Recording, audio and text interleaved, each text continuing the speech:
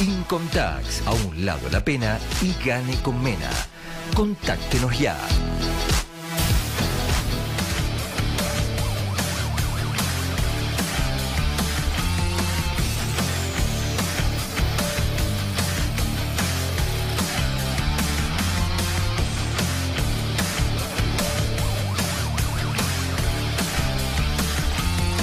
Bueno, seguimos aquí, señores, en esto que es la reunión y ya tenemos todo preparado, Luquita, ya está todo ready para que nuestro amigo Rick pueda decirnos todo lo que sabe y todo lo que tenga ganas de hablar. Fantástico. Bueno, una vez más voy a alcanzar uno de mis... Bueno, ya lo he entrevistado a Ricky un par de veces. Lo entrevisté en el Bowling for Dio hace un par de años con él y con Robbie Crane. Lo entrevisté hace muchos años en el NAMM Show y bueno, hoy lo voy a volver a entrevistar. Nació en Irlanda del Norte, North Island. A los 14 años se mudó a Escocia. Fue vocalista de Almighty, banda que es súper popular. En el 2002 regresa a su país natal y graba varios discos solistas, los tengo acá. En el 2010 fue convocado por Scott Gorham para cantar en Thin Lizzy en el 2002 y Thin Lizzy se transformó en Black Star Riders. Grabó 4 discos con los Riders. Tiene 9 discos solistas y su nuevo disco se llama When Life Was Hard and Fast. Y ese es nada más y nada menos, bueno, tiene 30 discos en total en su carrera y ese es nada más y nada menos que Ricky Warwick. ¡Ricky!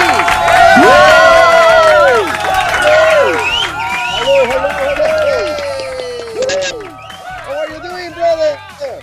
Bro, thank you for having me on the show. I really appreciate it. Thank you so much. Oh, yeah, man. One more time. It's a pleasure talking to you, talking with you. And someone say genius in Spanish, okay? So, yeah, you are a genius. I don't know about that, but thank you. That's very sweet. Thank you very much.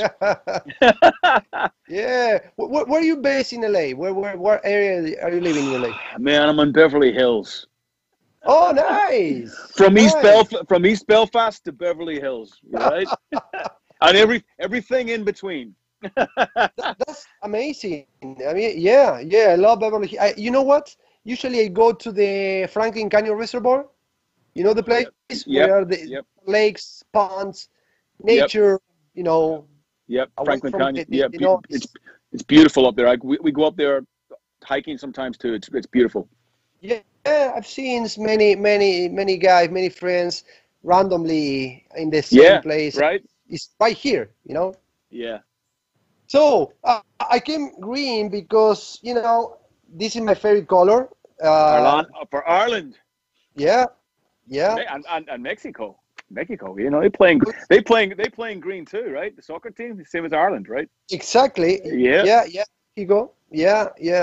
And I was thinking, hey, if we, when we already set up this, but next time we gotta do it for St. Patrick's, because you are Irish, Dude, that would be great. Yes. Yeah.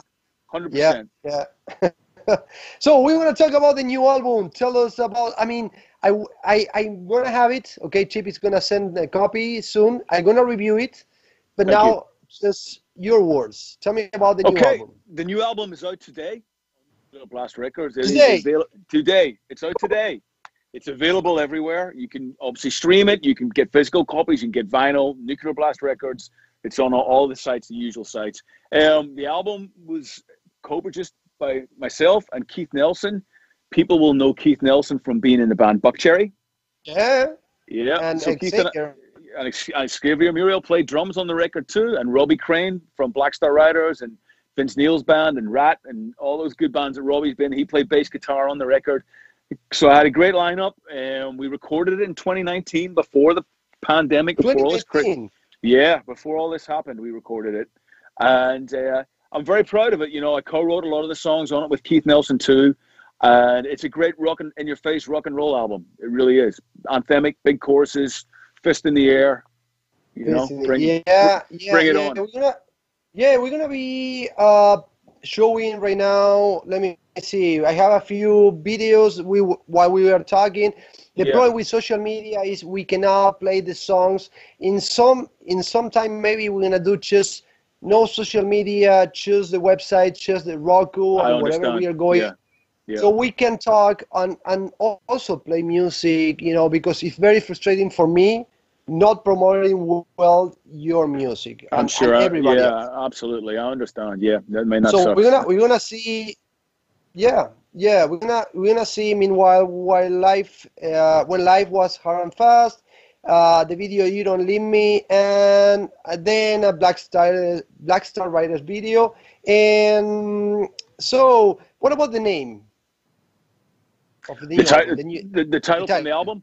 Well, you know, we wrote the song when life was hard and fast, and we wrote it about growing up. Me and my friend wrote the lyrics about growing up in Belfast in Northern Ireland when we were kids in the 70s and 80s, before cell phones, before internet, when you get kicked out on the streets, when the sun came up and you played on the streets and you got into fights and you came home when the sun went down, and there was just this great sense of freedom and abandonment, and nobody was like this all the time, you know? Yeah. But we wrote it about our hopes and dreams. You know, we dreamed of getting out of Ireland and seeing the world and being a soccer player or a rock and roll star. Those were our dreams when we were kids. And, you know, luckily for me, mine came true. You know, I'm very blessed. Yeah, one of the two, soccer player or rock star. Yeah. I wasn't good enough at soccer, unfortunately. Although I still dream about playing for Northern Ireland. You know, even now, you know, I still dream about it. But, you know, and some people didn't make it out. Some people just, their dreams didn't come true. And it's really just looking back. And I think it's looking back to move forward. Right. Bueno, mira, I gotta translate a little bit, okay? Sure. Bueno, primero le pregunté acerca de por dónde vive por Beverly Hills.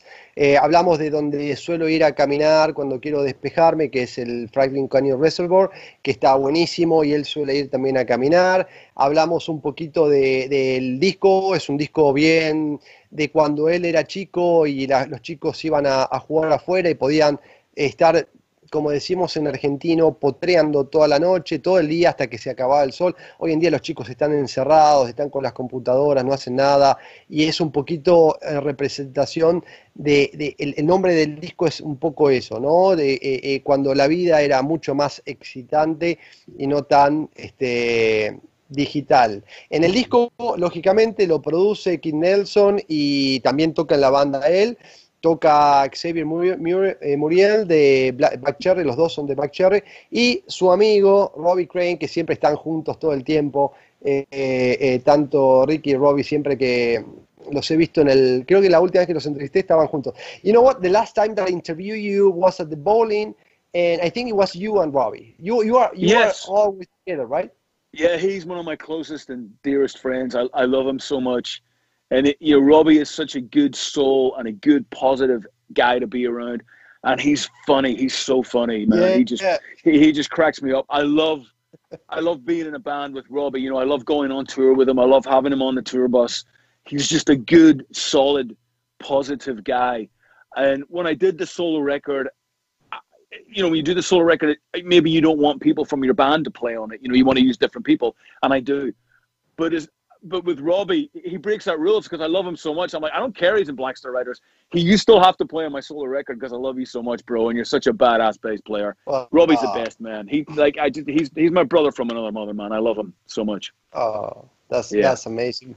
Bueno, le decía, ¿no? Que, bueno, la última vez que lo entrevisté fue en el bowling de Dio, y era él y Robbie, y que son inseparables, y dice, sí, es mi hermano, es mi hermano de otra madre, es con quien quiero tocar siempre, tiene una gran alma. Normalmente cuando hago mis discos solistas busco distintos músicos, pero acá sinceramente lo traje porque nos llevamos súper bien y no importa que él sea de Black Star Riders, igual lo quería para mi disco solista. Le voy a preguntar de los invitados, ¿ok? Las personas que participaron, en especial su hija, ¿ok? Pepper, que hizo el tema Time Don't Seem to Matter, y le voy a preguntar acerca de eso. Y de los invitados, tuvo, bueno, invitados de Duran Duran, Thunder, de Flepper, así que voy a hacer tipo las dos preguntas, la primera con la hija y después ahí vamos a estar pasando Esto es el tema oficial, ¿ok? I'm gonna ask you about the guest, but I'm gonna make a special chapter about Pepper, okay? Your daughter. Oh, thank you. You are pushing, is something that you want to push her career as a musician too, or just... Absolutely not. I mean, no, I would never push my kids. You know, I'm all about letting my kids find their own way. There's always music going on in our house. There's always music playing. Yeah. And my kids are really into it. My youngest daughter, Pepper, is really into it, and she started playing instruments just off her own decision. And she's a great little guitar player. She plays some keyboards, but she's a great singer. And I wrote the song "Time Don't Seem to Matter" for her, about her. And I was like, "Hey, kiddo, you know, this song's about you. Why don't you come in the studio and sing on it?" And she's like, "Okay." So she came in and she did it. She sang. Okay, Dad. Okay, Dad. And she did it in one take. And it's just a real proud dad moment for me. The funny thing was when we recorded it, she was 11 years old. And she's 13 now. So the record came out today, and I'm like, "Hey, you know, everybody's asking about that song that you're on." She's like, "Oh God, it's so embarrassing. What are you telling them?" You know, because she's 13, she's angry at the world right now, you know, and so she's like, "Oh, it's so." But you know, it was a real great moment for me, and I'm so happy that she sang on it, and just a fantastic day in the studio, and you know, she did a great job. I'm very proud of her. Oh, nice. Bueno, le preguntaba de la hija Pepper que grabó este tema. El tiempo no significa nada. Cuando lo grabó ella tenía... Bueno, yo le pregunté si es como que él está impulsando la carrera de su hija o de sus hijos. Me dice, no, yo no impulso a mis hijos a que hagan lo que ellos quieran. A ella le gusta la música, a Pepper le gusta la guitarra, tocar teclados, cantar. Y bueno, le dije, mira, este tema te lo estoy dedicando a vos, así que me gustaría saber si lo querés cantar. Dijo, sí, papá, bueno, dale. Y eso fue hace 2 años. Y ahora ella tenía 11 y ahora tiene 13 años, entonces se siente un poco, ya es adolescente, y se siente un poco vergonzosa de que cantó eso hace un par de años, que fue hace poco, es decir, 2 años nada más, y bueno, es parte de este disco. Pero también, bueno, tiene un montón de invitados de bandas que son de mis favoritas. Está Andy Taylor de Duran Duran, Luke Morley de Thunder, Joe Elliott, que es súper amigo de él también, de Def Leppard, Lizzy Reed de los Guns N' Roses. Le voy a preguntar un poquito de cada uno. You recognize the names, Sure. even though you probably don't understand what I'm saying, but we are talking about the guests. You chose. I love all the bands, but you chose probably 3 of my favorites because Duran Duran. Oh, cool. Is amazing. Thunder. You know what? Probably the top reason in me going to the UK is to interview Thunder, because I interview most of my British bands. I already interviewed them because they came here to LA, or you know, and Thunder, I don't know when they came to LA, but I wasn't here. So yeah, and Joe Elliott. So tell me about your guests. Tell me about yeah, man, I'm incredibly lucky that you know, these are friendships forged in rock and roll over the last 30 years. You know, number 1, they're my dear friends. Number 2, they're incredible musicians. And number 3, I'm a huge fan of what they do as artists in their own right. Joe Elliott and I go way back. I was Joe Elliott's best man at his wedding. So Joe and I are really, really close. Joe produced my first 2 solo records. You know, so I'm always talking to Joe. I'm always asking his advice, and he's always there for me. And I just really can't think of doing a solo album without having Joe involved in it some way, because he's so great, and I love him so much. And he sings killer backing vocals on the title track. Andy Taylor, you know, Andy's an amazing guitar player. You know, people think of Duran Duran and they think of the New Romantic thing and all that.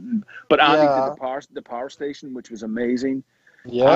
Andy produced an Almighty album way back in the day, and that's how we became friends. And Andy and I have worked together over the years. I've written some songs. Which one? I have a few ones here from Soul Destruction. The Soul Destruction, one with a big dragon on the front. This one, I think it's... No, this is not a dragon. No, this is... So, okay, this one. That's the very one. So, 30 years ago, we were in the studio making that record. 30 years ago. 30 years ago. Oh, look at this. Yeah, man, you got them all. That's killer. Thank you. I think I have most. Look at this one. Yeah, man. I don't even, dude. I don't even have some of those. That's fantastic. Brilliant. Thank you. So Andy's an incredible guy, and he's a friend. I've written with him for his solo record, which is coming out later this year. Oh, he's really? He's a great guitar player. So I'm like, hey, bro, play on a track. He's no problem. And, you know, the same with Luke. Luke and I go way back from when I was living in London when the Almighty were first going and Thunder were first going. We became friends, and both our bands kind of came up together. And we've stayed friends ever since. You know, most recently, Luke actually went to South America with Black Star Riders because Damon Johnson had left the band, and Luke came down and stood in and was amazing. And then Dizzy from Guns, I've known Dizzy again in LA. I've known Dizzy since I moved here. We hooked up and we've been good friends for, 20 years. So it's just, I'm very lucky. These guys are just good people, but they're amazing musicians, you know. And I'm like, hey, you want to play on my track? Sure, send it over. You know, it's great. Amazing, amazing. Bueno, le estaba preguntando de los invitados, los conoce, son todos amigos.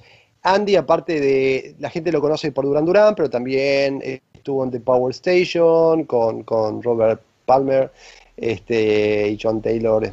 Una banda espectacular.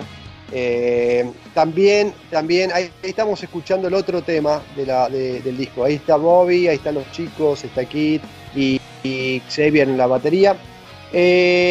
Son todos amigos de él, aparte de que son músicos. A Andy lo conoció, Andy le produjo el disco que mostré primero, el del Dragón, y aparte desde ese entonces que produjo a The Almighty, se continuaron siendo amigos. Luke Morley lo conoce cuando empezó Tantra y empezó The Almighty, empezaron juntos en Inglaterra y ahí crecieron cada uno con sus bandas. Y Lizzy lo conoce cuando él vino acá y se hicieron amigos también. Y bueno, Joe Elliott él fue el padrino de bodas de Joe, así que imagínense los cercanos que son con Joe Elliott. Y bueno, todos ellos les dijo, ¿quieren tocar en el disco? Y obviamente cada uno dijo que sí, ninguno se resistió y son parte, aparecen en este disco, When Life Was Hard and Fast. Le voy a preguntar un poco del sonido. Tiene un poquito de sabor a Thin Lizzy, me parece, según lo que escuché. Y le voy a preguntar de los videoclips. I'm going to ask you two things, okay? I'm trying to balance between Spanish and English, so... Doing a great job. Thank you, gracias. I listened to the album already, and I found some Thin Lizzy flavor on it. Oh, what man. do you think about it? Absolutely. I mean, Thin Lizzy are my favorite band of all time. Phil is my number one rock and roller. You know, as an influence as a kid growing up in Ireland, and then being Irish, of course, but all throughout my life, and then having the honor of continuing the Thin Lizzy live legacy and singing those incredible songs is a dream come true for me. And it's a huge influence, and it's one that I wear very, very proudly on my sleeve and in my heart. And you know, I've learned so much from being in Thin Lizzy, from being influenced by Phil and his songwriting and his lyrics and his storytelling. It's a big influence on me, and it's something I'm very proud of. And I'm never going to try and hide that fact or say no, you know. But absolutely, you know, Thin Lizzy were an insanely amazing band, and I'm proud to be a small part of that legacy. Did you ever imagine being the singer of the band that you... Never in a billion years. I mean, you know, it was just one of those things that it's like winning the music. You know, you dream when you're a kid, you dream of singing for your favorite band. And then you start your own band, and that's cool and that's great. But to get that call from Scott Gorham and to say, hey, I'm putting Thin Lizzy back together, I would like you to front the band, was just mind-blowing. And such a great honor. Such a great privilege, but you know, the way I look at it and the way that it is, and the right way is Phil Lynott, the lead singer of Thin Lizzy. He always will be. He's irreplaceable. Nobody can ever replace him. When I close my eyes, I see Lizzy with Phil the way it should be, and that's the way everybody should see it. I'm just looking after the songs. I just get to sing his beautiful songs live and keep the music going and keep the legacy going, and that's really, to me as a fan, what I want to try and do. You know. It's amazing. No, it's amazing because we don't have Phil anymore. I mean, we have Phil in videos in the albums. Yeah, we have but the when we songs go and the music, live, yeah. it's a nice recreation and it's Yeah. very, very professional. I've seen Thin Lizzy 2008. Actually, I interviewed Darren. With John Sykes singing? Was this with John singing? No, it was you. It was, Oh, it was me? Okay. 2008, 2010. It was you. I interviewed Darren, and Right. I remember Darren's it was you, great. Scott, Okay. Brian. Right. It was Damon already. Oh, yeah. That would have been 2011. So we didn't start. 11. Yeah, would have been. But yeah, Darren's great, man. He's such a cool guy. I love Darren.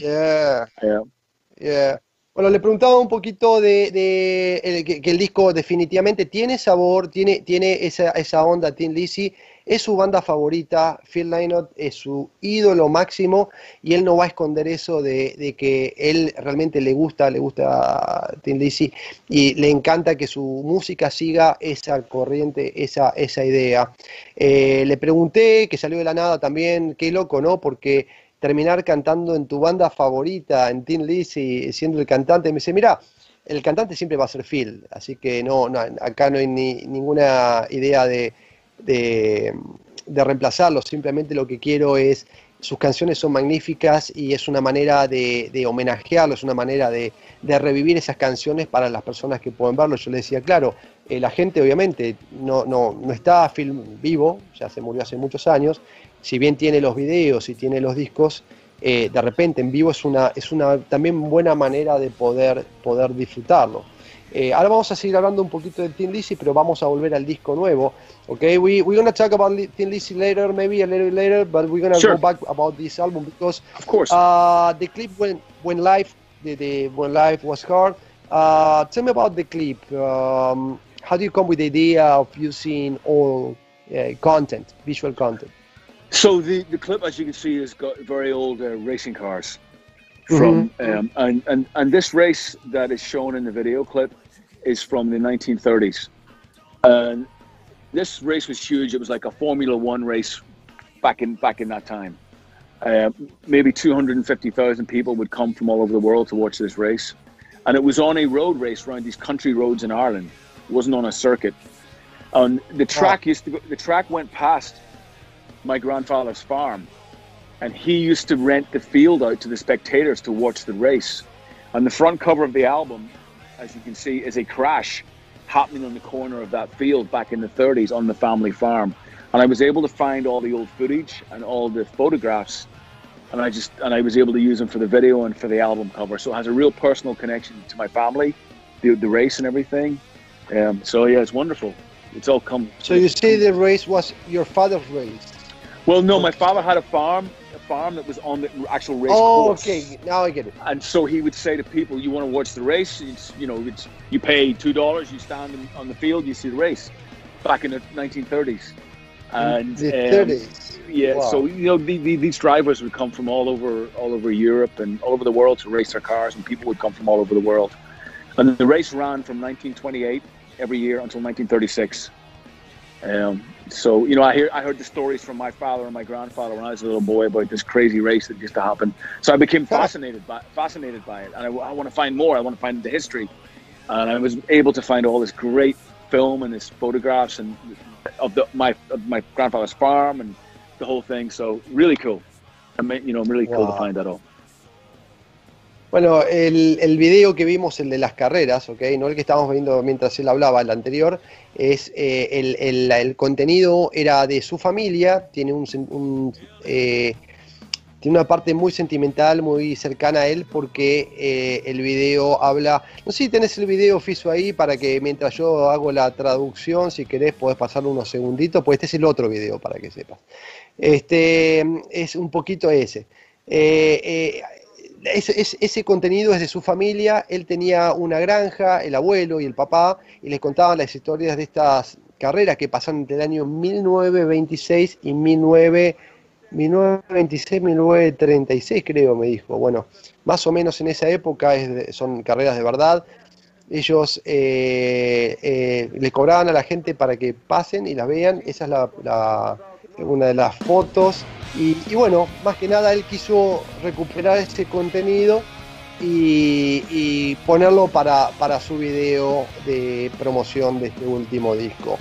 Le voy a preguntar sobre una canción que se llama Nunca acorrales a una rata. ¿Ok? What is the story behind the song Never Corner a Rat? The title of the song sounds like unusual. You know, it was something that somebody said to. I met a U.S. Marine, ex-U.S. Marine, after a show we played with Black Star Riders a few years ago.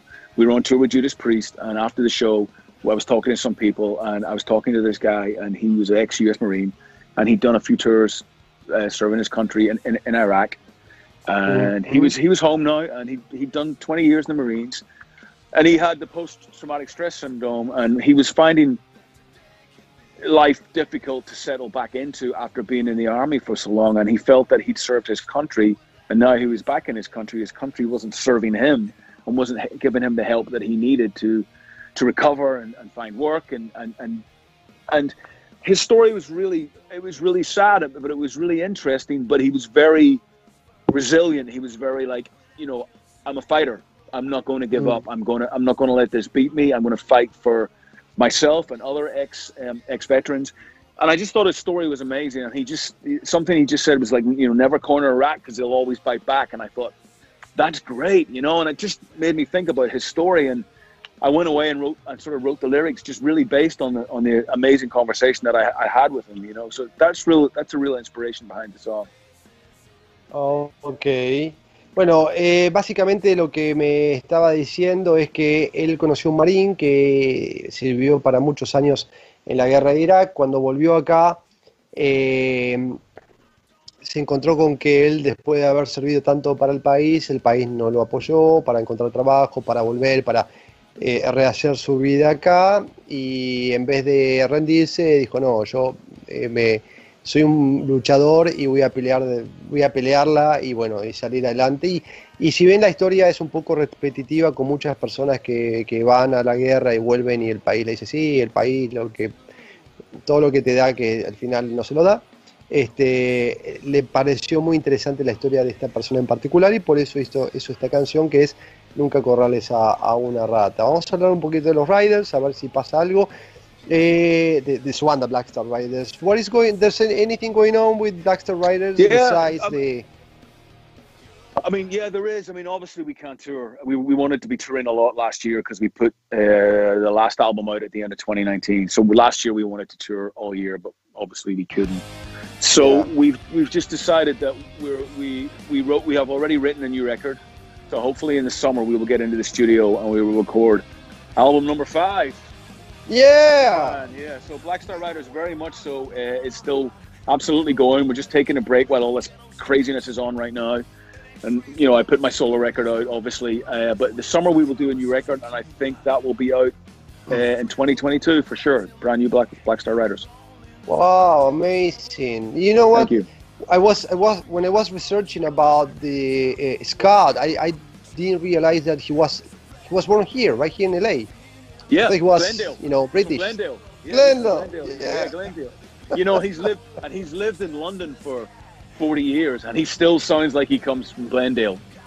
His accent. Really? Yeah, he's still got a Glendale, Glendale, LA accent.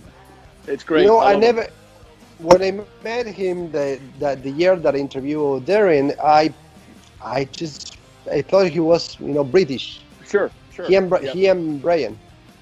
And Darren. Yeah, Brian's Irish. Brian's from Dublin. Scott's definitely Californian. Glendale boy. You know, Darren's from Manchester in England. You know, and Damon's a good old you know, Alabama boy. You know. Yeah. Bueno, le estaba preguntando, sí, que bueno, obviamente habían sacado el último disco en el 2019 y van a girar 2020, todos saben lo que pasó en el 2020. Van a ponerse a grabar su quinto disco, el quinto de la banda, en este verano, lo que vendría a ser, supongo, junio, julio, agosto de este año, va a salir para el 2022, así que vamos a estar con más Black Star Riders para el 2022 y bueno, ojalá para ese entonces ya puedan. I hope by then you can start touring again, you know. I hope so too. I miss it. Yeah. And I'm curious about playing under Thin Lizzy, then started Black Star Riders. There's any connection about Brian not playing nor touring with the band? And of course, it's really simple. When we decided that we felt it wasn't the right thing to do, and it wasn't the right thing to do to record under the Thin Lizzy name. We had all these songs that we'd written, and I sort of said to Scott, well, why don't we just put these songs out under another name? Let's come up with a really cool name for a band and just release these songs because people should hear them. And we decided to do that, and Black Star Riders was born. Brian, at that point, just didn't want to do the promo and the touring with a new band and starting a new band all again, which I completely respect. He's just like, guys, I love playing the Lizzy stuff when we do a few shows, but to do 6-7 months of touring with Black Star Riders, it's a lot. And he just didn't want to do that anymore, and I totally respect that. And that's the reason that Brian we would have loved Brian to be a part of it, but Brian just said, no, you guys go ahead, have fun. I'm going back to Ireland. It's okay, no problem, So it wasn't that you changed the name because Brian wasn't part of the band. It was just decided that, and Brian then decided not to be part of the band. Yeah, well, we all decided consciously. We'd written quite a few songs, and there was talk of them being released under the Thin Lizzy name, and then we realized that just wasn't the right thing to do at all. And once we came to that sort of decision, we decided to form the new band Black Star Riders to release the songs.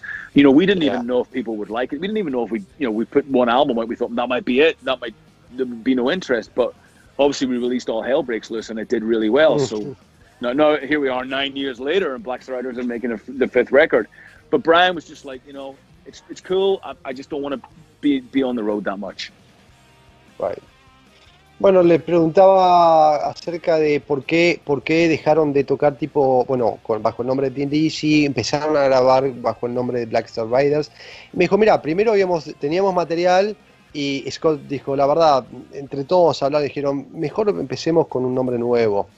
En ese momento todavía Brian, el único miembro original de Thin Lizzy, todavía estaba en la banda, pero el tema es que no quería salir de gira 6-7 meses, comenzar con un grupo nuevo. Entonces él dijo, mira, hagan lo que tengan que hacer, está todo bien. Con Thin Lizzy vamos a seguir tocando algunos shows aquí y allá, pero para este nuevo proyecto búsquense a alguien más, y así fue como pasó. In order to start a new band, even though the band already had Scott, sure. most of Thin Lizzy, how do you choose to bring someone else to the band, like Robbie, for example? Back then was Marco. Marco Mendoza played bass on the first record, and because already was in Thin Lizzy. Yeah, he was. So it was really everybody that was in Thin Lizzy apart from Darren and Brian.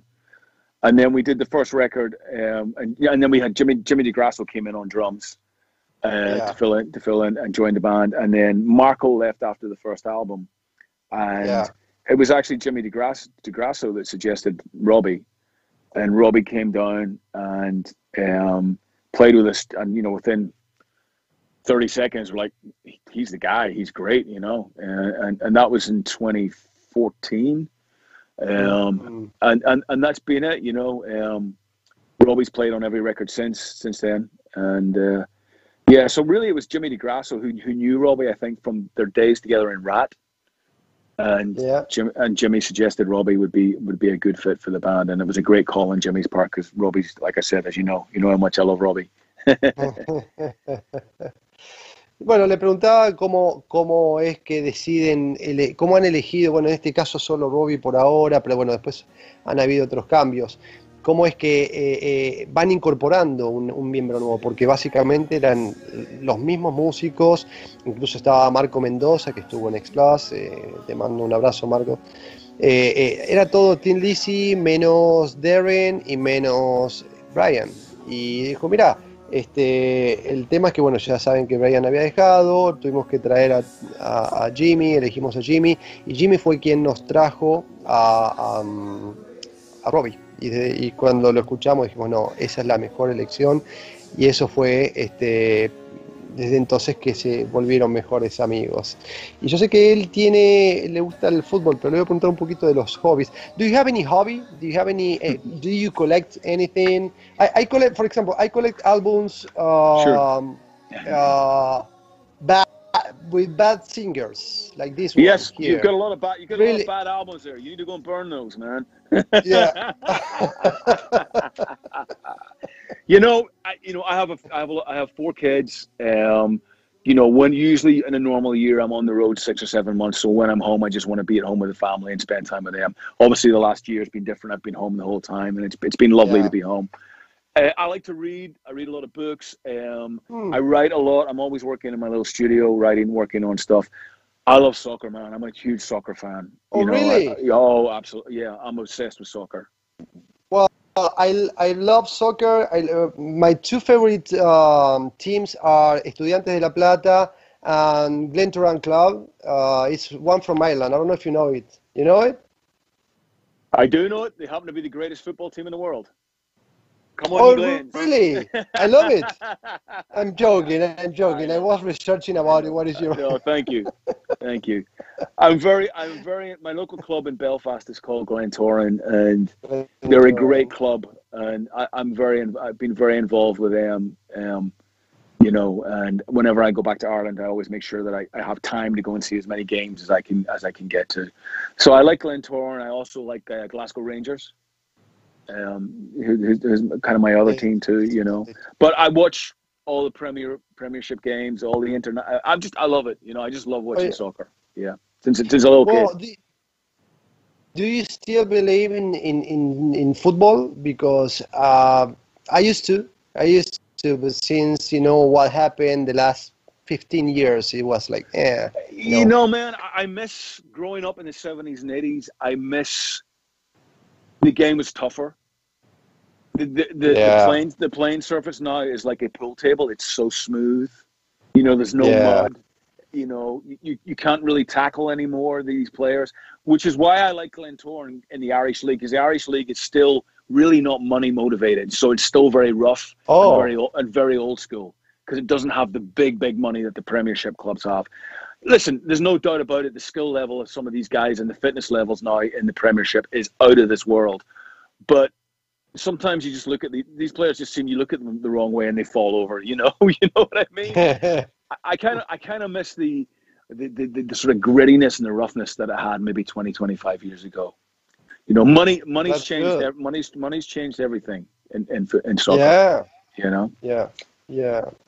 And I get it. That's the way it goes. But I miss now it. it's money, yeah. Le pregunté de los hobbies, me dice, mira, normalmente cuando estoy de gira, me gusta estar con mis hijos, pasar tiempo con mi familia. El año pasado ha sido mucho de eso, pero también le gusta leer mucho, le gusta leer y componer, se la pasa todo el tiempo componiendo, escribiendo canciones nuevas. Y también el fútbol fanático de los Glentoran. Le hice una broma, pues le dije, tengo dos equipos, teams que me gustan, el mío, que es Estudiante de La Plata, y Glentoran, y dijo, sí, el buenísimo, mejor, y qué sé yo. Después le aclaré que era broma porque había investigado un poco de su vida un poquito más. Y le pregunté, ¿qué onda, si cree todavía en el fútbol? ¿Tenemos la entrevista del invitado anterior, Fisu, de casualidad? No la tengo. No la tenemos. No. Caramba. Bueno. Déjame buscarla. Dale. Si no, avísame a ver si te la puedo pasar y si no, lo vamos a pasar. Dale, pásamela. Hablamos Sí, vamos a ver.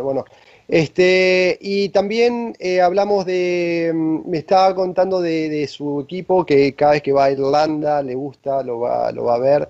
Y le preguntaba y dice, mira, lo bueno de Irlanda es que todavía siguen jugando como en las viejas épocas porque no hay mucho dinero, entonces de esa manera todavía siguen jugando por la camiseta y no tanto por el dinero como pasa en las ligas mayores. Vi un par de preguntas por ahí de Eddie, ahí vi la tuya, Fisu. do you prefer Messi or Ronaldo? Oh, it's such a tough decision. They're both amazing. You know, I think I might have to go for Messi. There's just something about him. I mean, Ronaldo's a phenomenal soccer player, but as is Messi. But it's just, I don't know. There's something about Messi that I don't know. It just maybe gives him a little bit of an edge for me.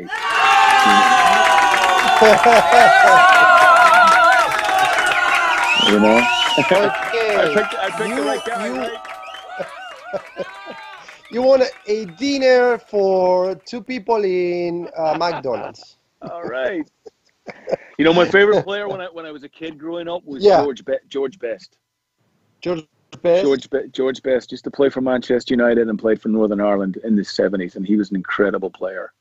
And Messi kind of reminds me a little bit of George Best sometimes, you know, with his dribbling skills and stuff. So, yeah.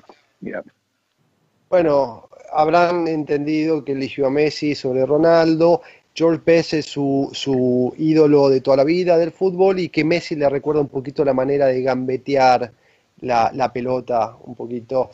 A ver, déjame ver give me 1 second because we started with this thing about my previous guest doing a question about my next guest. Yeah.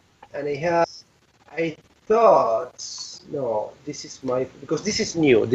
We are making this happen now, but I think I didn't share this to my producer, so we're gonna skip that. But you're gonna do a question for my next guest, okay? Okay. So my next guest, you don't know who's gonna be. It's an open question. It doesn't have to be music, okay? Right. It could be anything. So what would you like to ask to my next guest? It's a mystery. I don't know who it's going to be, right? So this is the question to the mystery guest. Yeah. Abrí la pantalla para que se vea. Okay. All right. Here's one. Have you found during the pandemic you have been more creative or less creative? It's a good one. What happened to you? You know, I've just been sitting doing nothing for the last 18 months. Yeah, nothing. Dude, I'm going out of my mind. I'm so creative. I've stopped creating. You know what I mean? It's like I've already written like the next 5 albums. I think I'm just like, okay, you know, what else am I going to do? You know? You have already I've already for written 5 albums. I've already written the next Black Star Riders album is done, like we said. The next solo album I've written. It's demoed. The next solo record.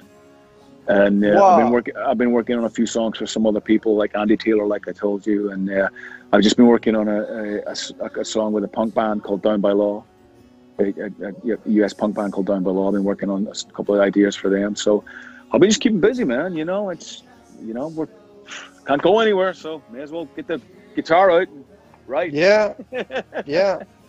Bueno, él estuvo, la pregunta que le hizo es si la pandemia te hizo más difícil componer o has compuesto más. Y le pregunté a él y dijo, acaba de sacar un disco, tiene el disco, perdón, ahí está. I gotta check, someone asked something, which is my father follows me, my cool. number 1 fan. Okay? That's so cool. I have some British blood from his side and Scottish. Nothing. The closest Irish thing that I have is my brother-in-law. Right. No, that's so, close enough. That's good. Y decía, sí, ahora lo voy a decir. Decía que él tiene compuesto para el nuevo disco de Black Star Riders. Tiene compuesto para un nuevo disco solista él y tiene como para 5 discos más, así que tiene cualquier cantidad de composiciones. Entonces la pregunta, the question is, I said the expression is good, that the themes are not only taken lightly, but are motivated by real stories. Oh, the songs are motivated by real stories. All right, it's all right. I mean, it's all great. Ricky. Absolutely, yep. Gracias, Eddie. Thank you. Vamos con... you live in the island. You live here for many years. What are the differences? ¿Cuáles son las diferencias entre vivir en Irlanda, Inglaterra? Besides Sure. the weather, clearly Besides the weather. is. Well, I think living in LA is so multicultural. Which when I was a kid growing up in Northern Ireland, that wasn't the case. There's so many different people from all over the place in LA. Everybody's a transplant pretty much in LA, and I think that's great. The diversity within the cultures here is amazing. I think just the vastness of it, Ireland being such a small, tiny country, and certainly Northern Ireland being even smaller, and Belfast being a small city, and then living in somewhere like LA that's so vast and so huge. And I think obviously the whole fact of you have the desert 100 miles away, you have the mountains 100 miles away, then the seas right. It's all that we just don't have. And Ireland is so green. It really is. The country is very, very green. Obviously, in Southern California, that's not the case because we're pretty much in the desert here. And then the people are different as well. I mean, Northern Irish people certainly have a way about them and a familiarity about them that I love. And it's easy. They're very hospitable. Maybe they're not maybe the hospitality is lacking a little bit here in LA, but I think that's because the city is so big. Sometimes when it's more people, it's harder to get to know more people. Do you know what I mean? Yeah. But I've been here 16 years and I love it, and I'm happy here, and my family's happy, so I've no complaints. Él decía de que, bueno, acá la gente viene de todos lados, está bueno porque te vas cambiando vas compartiendo muchas culturas, tenés la nieve a 1 hora, la playa a 40 minutos, tenés todo, tenés desierto, vivir acá tiene esa parte. En Irlanda, por ahí la gente es mucho más hospitalaria, perdón. Las ciudades son más chicas, entonces la gente por ahí tiende a estar más conectada, es más familiar. Acá, al ser una ciudad tan grande, de repente es más difícil lograr tener grandes conexiones por el tema de que la ciudad es tan grande que eso complica mucho. Voy a preguntarle su mayor temor. What is your major fear? I mean, it's my family. It's something happening to them. I mean, if my family are safe and well, I feel good and I feel happy. So. I mean, the question is related with what is going on. Either the vaccine or sure. the all the crap that we have living for the last year. I just want everybody to be safe and get well and do the right thing. Wear the masks, get vaccinated when the vaccines are available, and that'll help us get back to where we need to be, hopefully sooner rather than later. Everybody needs to respect each other and not just think about yourself, but think about other people. And I think we see the numbers now are dropping because people have been wearing the masks and staying indoor, and people are getting vaccinated now. And we see it's getting better. And I think people continue to do this. Hopefully by the end of this year, we'll be in a good place. And musically, what is your major fear in the music? I think that I've really missed playing live, and I'm just hoping that we can get back to that the way it was before. I don't. It would be horrible if it's socially distanced and is playing to people in bubbles and stuff like that. That doesn't really appeal to me. I want it to be blood, sweat, and beers, and everybody having a good time and being, we're social creatures and mixing and the spirit and the vibe that we all used to have. I just hope that returns the way it used to be. Bueno, de los dos miedos, uno de la música, el otro es que el general es que la familia esté y sus amigos todos estén a salvo. Le preguntaba todo esto relacionado obviamente a lo que ha estado pasando este último año y básicamente sí, dice que por suerte Los Ángeles empezó a bajar los números de contagios, hablando del COVID, que la gente está usando sus máscaras y bueno, entre la vacuna, los que se están vacunando y todo. Y en la música, básicamente que no se vuelva a poder tocar como solía ser, que la gente tenga que estar en esas burbujas que se están creando. A él le gusta tocar y sudarla con los fanáticos del otro lado, así que es básicamente lo que tiene miedo él, es que no pueda volver a lo que fue en algún momento. Y if you hadn't and being a musician, what do you think you you could have been. Cool. Well, it's easy. I can tell you. I was a farmer. I grew up on a farm. So when I left school, I went home to work on the farm. It was a chicken farm. We had 60,000 chickens. 60,000 chickens. Oh my gosh! Yeah. Really? So that's what I was going to be if I hadn't, and that's what I was. I left school at 15, and I worked on the farm for 4 years until I was able to become a professional musician. And I'm really glad that I was, because I didn't really want to be a chicken farmer for the rest of my life. But yeah. Bueno, le preguntó Fisu qué sería si no hubiera sido músico y hubiera sido granjero de pollos, porque nací y me crié en una granja de pollos con 60.000 pollos y trabajé por 4 años antes de tocar en la música profesionalmente, y la verdad no hubiera querido ser un granjero de pollos. Qué bueno. There's anything else that I'm missing? Anything that you would like to include, add? Man, this has been so much fun. Thank you so much. I mean, it's been really cool. It's been lovely, and you've covered everything so well, and I've really enjoyed it. Thank you. I think I'm missing something. Give me 1 second. Let me sure, see man. if I can send. No problem. To Fisu.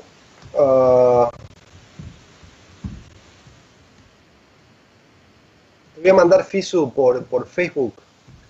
La primera foto que tengo con él. ¿Estás ahí, Fisu, no? Sí, estoy aquí. Okay. Hi, Ricky. How are you? Hey, how's it going, man? Good, man. Yeah, good. That was good fun. I enjoyed that. Thank you. Pictures. I want to show you something that it was one of my best days in my life. Let me check if I have it. This is totally random. Yeah, this one, I don't know. I can't see which one is, but I'm gonna send both. And I don't know how it's gonna take for you. ¿Cuánto tiempo te va a tomar, Fisu, en compartirla? Casi nada. Bueno, okay, so this is the first time that I met you many years ago. Wow. At the NAMM show, and I really was an Almighty fan. Yeah. And Fizz is gonna show it at any time soon. Cool. You know, what's funny is I've maybe only been to the NAMM show 2 times. I'm not really a big fan of the music convention thing. So. Yeah. Oh wow, that must have been. Look at you. That must have been 2005. Yeah. Before Thin Lizzy. Yeah. Oh, way before. Yeah, and that's the Avalon guitars that I use for they're made in Belfast, my hometown. Wow, man. Yeah. Wow, that must be 15 years ago. Incredible. Yeah. That's incredible. Yeah. No, amazing. So, how people can reach you? RickyWarwick.com, on all the social media sites, Facebook, Instagram, Twitter. Just type in Ricky Warwick. You'll see the pages come up there, and I'm pretty active on social media. So if you want to, message me, I'll get back to you and all that kind of stuff. Yeah. So you get back to them. Yeah. Yeah. I mean, I'm like I said, I'm on there quite a bit, and if people want to ask me something, I'm only too happy to. Bueno, la gente puede ubicarlo a rickywarwick.com, ¿ok? Gracias, Fisu. We were so young, okay. We were yeah, you were blonde. I was blonde that year, that's right, yeah, No, I'm just gray. No. Yo era rubio antes, ahora tengo el cabello gris. People, do you still have copies of these if people want to purchase them? Yeah, I think you can still get them on some of the Amazon and places like that. We'll still have copies of up there, but obviously on iTunes they're still up there as well. People want to download. Yeah. Them. Oh, okay. They can find you. I mean, they can purchase. Yeah. But the new album, there's vinyl, lots of vinyl available, some colored vinyl too, all that good stuff. Okay, good. I don't know if I missed anything besides the last one, but I think you got them all, man. That's pretty cool. I'm impressed. Nice. Thank you. Awesome. Would you mind to say a greeting to X Level? Simple as Of course. This. Hey, I'm Ricky Warwick. Okay, Yeah. and from Thunder Band, and you are watching X Level. Sure. You ready? Yes. Hey, everybody. This is Ricky Warwick from Black Star Riders, and you are watching X Level. Awesome. Ricky, thank you for your time. I appreciate that. Thank you. If you see Liam Neeson, say hi for me. Of course I will. I'll have a dig. Okay. Give him a dig, right? Yeah. Yeah. And next beer is on me, okay? Sounds good, bro. Hopefully I'll see you again soon. Thank you so much for having me on the show. Take care, brother. See you, brother. Be safe. Yeah. Bye-bye.